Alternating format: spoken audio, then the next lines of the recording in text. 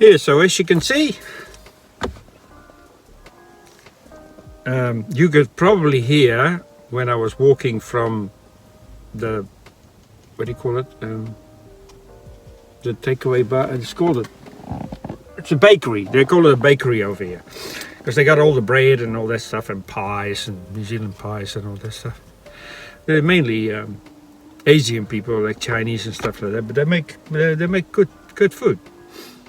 And some European stuff as well. But I'm not hungry at the moment, so I'm just gonna have this. And I do have some buns and stuff that I'm gonna take later. Put a bit of butter on there and a bit of cheese. And take on me, put it in my bag on the way to, like on the bus. So I've got some food with me just in case we don't get lunch. I always pack a drink and some food, some bars as well, muesli bars and stuff. So I don't go hungry, because some of the drivers here, they're not that smart, and they go like, oh, can we stop here? Can we stop there? And everybody goes like, no, I want to go home. You know, they haven't really organized themselves, and they need a fag, you know, things like that. And they need to go to the toilet, need to go.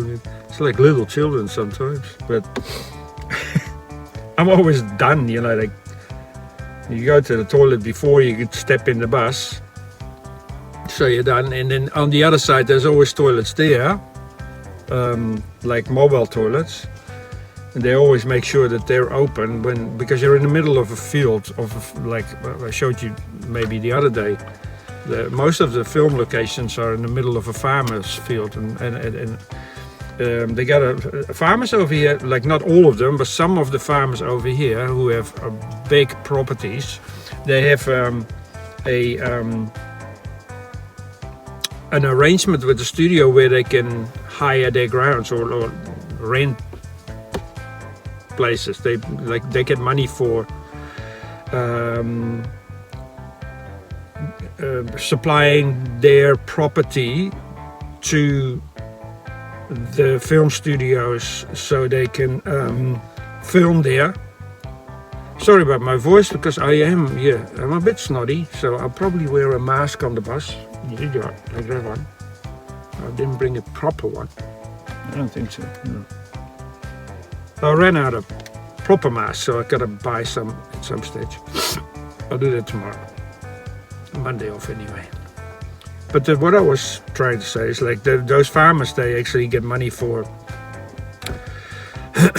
allowing the film studios and the film industry to film on their property, because they got bush, they got rivers through the farm, or creeks through the farm, they got beaches, private beaches where nobody can come. So it's really easy for the studio to go there, because they don't get disturbed by loads of crowds watching them. I think that might be the motivation. Like, I'm not 100% sure, but they don't film, for example, at big beaches like Piha, Murawai, Battles. They actually park up somewhere else and go to different other places where the public normally doesn't come, because they have no access. It's a theory that I've got, sort of like, that might be the motivation for, and of course, when you have a film, you don't want to be unless you got Baywatch or something, you know, or Piha Rescue. It's not on the same place all the time. I remember a few weeks ago they parked up at Battles and Battles is actually in Auckland quite a busy beach in the summer, so put it that way. They parked up at a farm over there, and they went in the bush places and they were all private properties. They filmed over there. Like, they had about, I think, 5 or 6 locations where they filmed with props, where they build a village or something, or whatever, or a house, or whatever, you know, a hut, whatever they want. They got it all in the trucks that we move for them. There's a props truck, for example, and it could have all sorts of the walls of a house in there, and they built the house on. Actually, I saw one. We went.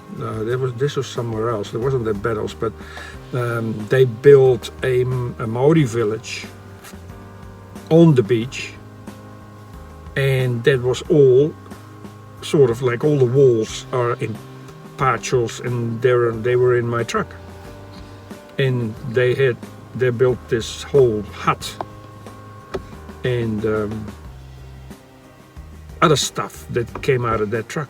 Yeah, they're very handy. They build the stuff at the studio, and then they make sure it fits in the truck, like compartments and stuff, and then they bring it to the site, and then they set it up, and it looks like a house that's been there 100 years.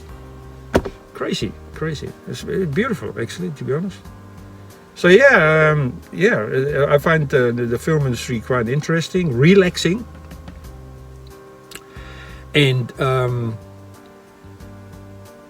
it charges my battery. It's sort of. I'm just gonna have a look what time it is. So it's just over 6.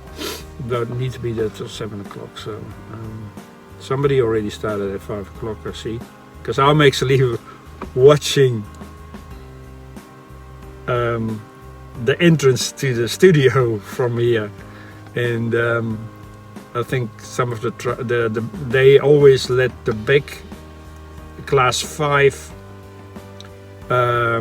tractor and trailer, tractor and semi trucks go out first. I only have a class 4, so I can drive a big truck, but I can't drive a tractor in a trailer. So put it that way, a semi truck. They call them here. I don't know how they call them in Holland or in America, whoever is listening. They all got different names for them in every country. But yeah, I don't have a class 5. I'm actually sort of like, I should have had a class 5. It would have been fun, because they're the big rigs.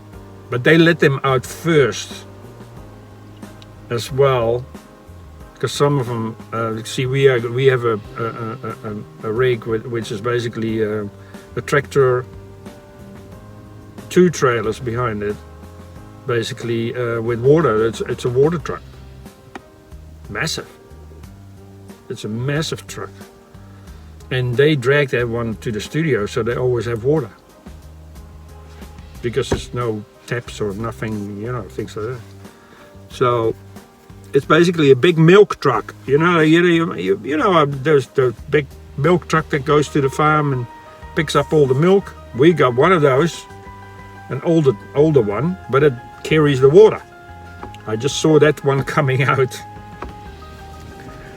And that's probably on his way to Coromandel. Because yes, sometimes they come from here and go to Coromandel, and like our task for today is just go to Coromandel, move some trucks around, and then come back again. So, but I find it interesting work. I haven't seen Jason Momoa yet. Well, I have seen him, but I haven't met him, so we'll put it out. I only saw him from a distance, because we're not like it. One of the rules is actually basically you do not pester the actors. If they talk to you, fine.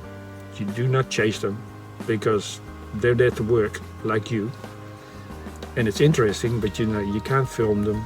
You can't film the film location. So a lot of like already previous stuff where I go like, sorry guys, I can film myself, but I can't really film the film location if you're on the location yourself.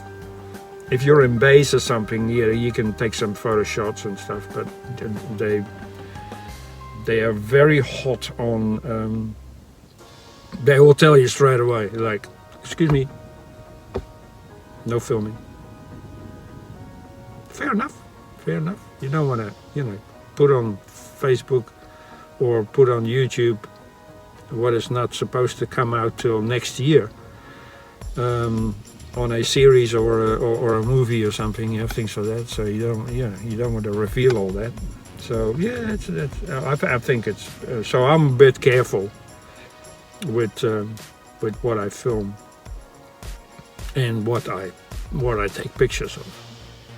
I like taking pictures of the trucks that I drive, and that's why I put them in the YouTube. So like, this is what I've got at the moment. This is what I'm driving. I'll probably do that today as well, unless it's an old dunga.